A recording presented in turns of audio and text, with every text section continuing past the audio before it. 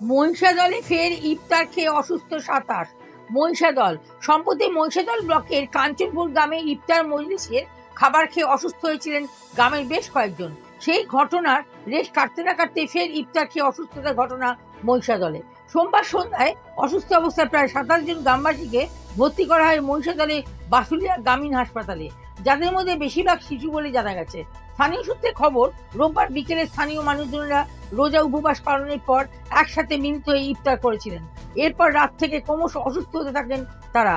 এরই মাঝে সোমবার সকালেও তারা ফের রোজা রেখেছিলেন, ফলে আরো অসুস্থ হয়ে পড়েন তারা।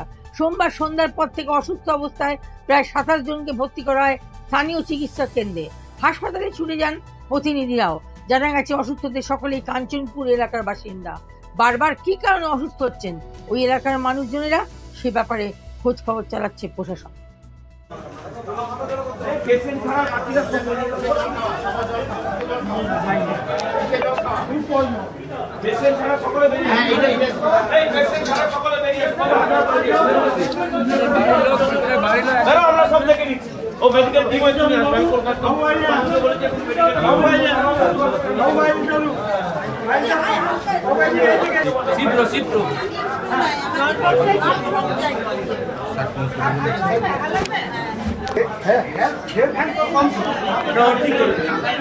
আমি আছি